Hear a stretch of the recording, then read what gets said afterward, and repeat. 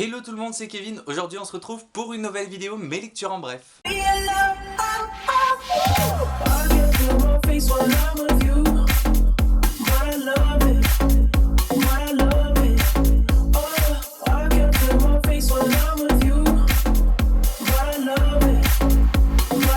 Pour commencer, je vais parler d'un roman dont j'ai déjà parlé dans la vidéo Booktube et la blogo en short, mais je devais quand même le présenter dans une vidéo mes lectures en bref. Il s'agit de Ciel, donc le premier tome, L'hiver des machines de Johan Elliott, édité aux éditions Gulfstream. Ensuite je vous parlerai de Les enfants loups, Ame et Yuki, donc le tome 1 de Beaucoup de monde, édité aux éditions 4C. Ensuite je vous parlerai de Buster Kill, le premier tome de Kenshiro Sakamoto, édité aux éditions Kana. Enfin, je vous parlerai de Aristote et Dante découvre les secrets de l'univers de Benjamin Alire Sáenz, édité aux éditions Pocket Jeunesse. Donc pour commencer, je vais vous parler de Ciel. Donc c'est un roman science-fiction un petit peu dystopique. Dans cet univers, pour commencer, le ciel a pris la place de Internet. Donc le ciel, c'est tout simplement Internet, mais sous la forme d'une intelligence artificielle, c'est-à-dire qu'elle contrôle toutes les machines, tous les robots, tout ce qui est transport en commun, etc. C'est le ciel qui gère tout ça.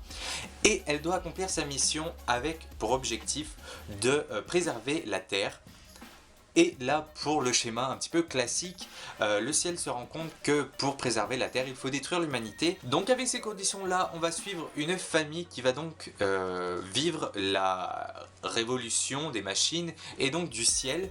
Je ne vous en dirai pas plus à ce niveau-là, je vous laisse le découvrir. Pour commencer, une première qualité que j'ai vraiment appréciée, qui peut aussi être un défaut, c'est que chaque chapitre suit un personnage, un petit peu à la Game of Thrones au final, même si ça n'a rien à voir, on est d'accord.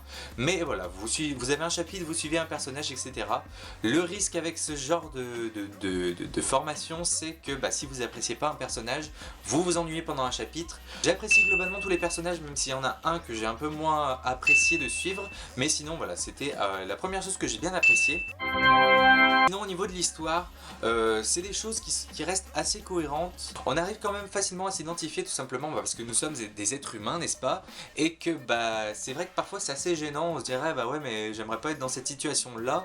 Sauf que voilà, dans ce livre on est dans cette situation et du coup ça aide un petit peu à s'identifier. Ça reste quand même difficile de se projeter dans un univers où les machines ont envie de vous égouiller, n'est-ce pas? Au niveau du rythme, on a quelque chose d'assez crescendo et c'est ça que j'ai bien aimé. Et le début ne commence pas non plus trop lentement, voilà, on est vite happé par l'histoire qui est très addictive je trouve, et voilà, ça se lit super bien, le style de l'auteur est assez simple, et vraiment j'ai passé un super moment de lecture, c'était pas un coup de cœur, mais vraiment je peux que vous le conseiller, et j'ai hâte de lire le deuxième tome qui est dans ma pile à lire. Ensuite on va parler du manga Les enfants loups, Ame et Yuki. Donc c'est une histoire toute mignonne qui va parler donc de Ame et Yuki qui sont des enfants loups, comme le titre l'indique. C'est tout simplement en fait que leur mère qui est ici sur la couverture s'est mariée avec un homme loup et ça a donné des enfants loups. Et on suit un petit peu l'histoire de cette famille qui est à la fois touchante, elle n'est pas non plus palpitante, c'est bien pour ça que c'est pas un coup de cœur mais que j'ai quand même apprécié. Voilà, ça reste un manga mignon, pas trop non plus, c'est pas cuculapraline quoi, mais c'est vraiment un manga qui est pas super fun, faut le dire, mais qui est quand même assez sympa. Vraiment, j'ai apprécié de le lire. Les dessins sont juste trop beaux, j'ai vraiment adoré, surtout les pages en couleur au tout début. Ok, voilà, pour moi ça cartonne quoi. Je vous montre ça. Je sais pas si vous le voyez. Pour moi le dessin c'est vraiment un coup de cœur, ça par contre il n'y a pas de souci à se faire là-dessus, mais vraiment je trouve ça assez sympa, ça change d'un petit peu tout ce qu'on peut voir au niveau des mangas, et donc du coup je peux que vous le conseiller. Donc ensuite je vous parle de Buster Kill. Donc Buster Kill c'est une histoire assez sympa, honnêtement je m'en souviens plus tant que ça, même si ça fait pas très longtemps que je l'ai lu, tout simplement parce qu'il a à peu près tous les caractères classiques du manga shonen de baston, et du coup c'est assez similaire à tout ce qu'on peut déjà trouver. Donc au niveau de l'originalité, ça c'est sûr qu'il n'y en a pas. Après j'ai passé un bon moment de lecture parce que ce genre de manga, j'accroche toujours autant. Ça parle de magie, ça m'a fait beaucoup penser à Fairy Tail. Je pense que ça en est inspiré, notamment le design des personnages, voilà, le personnage principal fait vaguement penser à Natsu quand même, et la personnage principale fait vachement penser à Lucy aussi. Voilà, donc si vous connaissez Fairy Tail, vous savez de qui je parle, sinon allez jeter un oeil, vous verrez tout de suite que voilà pourquoi je fais la comparaison quoi. Après ça reste quand même un manga assez sympa, est-ce que je le continuerai? Je sais pas, honnêtement je pense pas me lancer dans l'achat de la saga tout simplement parce qu'il commence à y avoir pas mal de tomes et que c'est pas assez original pour moi pour aller dépenser les sous dans la saga, mais peut-être que je les emprunterai ou quoi, je ne sais pas, mais c'est quand même un manga assez sympa et si vous aimez les classiques du genre, je peux vous conseiller. Vous conseiller, bien sûr Kevin, je peux que vous le conseiller. Après honnêtement si vous voulez commencer les mangas, commencez avec vraiment les classiques de chez classique, c'est-à-dire Fairy Tail, One Piece, bon Naruto j'aime pas, mais Bleach, voilà, tout ce genre de choses, plutôt que de commencer par celui-ci. Vraiment voilà, attaquez-vous plus à une source sûre. Et enfin on va parler de Aristote et Dante découvrent les secrets de l'univers de Benjamin Alire Sáenz. Et si vous avez vu mon bouquin dans lequel je présentais, je vous disais que c'était un énorme coup de cœur et vous allez comprendre tout de suite pourquoi. Donc déjà, pourquoi j'ai voulu commencer à lire ce bouquin, je pense qu'il faut dire merci à Justine de Fairy Neverland, tout simplement parce qu'elle en a parlé un milliard de fois sur sa chaîne. On l'a vu après cela un milliard de fois sur Booktube et que quand il est sorti en VF, j'avais envie de l'acheter, je l'ai acheté, je l'ai lu 3 heures après l'avoir acheté je crois. Pour l'histoire on va suivre Aristote qui va passer un été assez seul, enfin en tout cas un début d'été assez seul, et va rencontrer Dante à la piscine. Voilà, une rencontre totalement hasardeuse on va dire, mais les deux garçons vont lier très vite une amitié très forte et voilà, le livre se base essentiellement sur cette amitié, donc ça peut paraître un bouquin finalement sans vraiment pas exceptionnel au niveau de l'histoire, simplement parce qu'on va suivre l'amitié, on va suivre deux personnages dans leur vie quotidienne.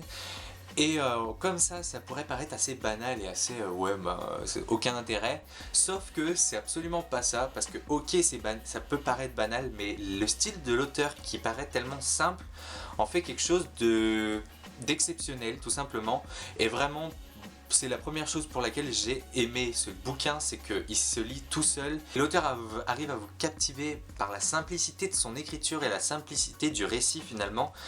Et je trouve ça juste exceptionnel. Ce livre est aussi plein de messages qui peuvent paraître, qu'on ne voit pas forcément au premier abord tout simplement. Mais quand on l'a fini, on se rend compte de l'ampleur des messages qu'il y avait dans ce bouquin.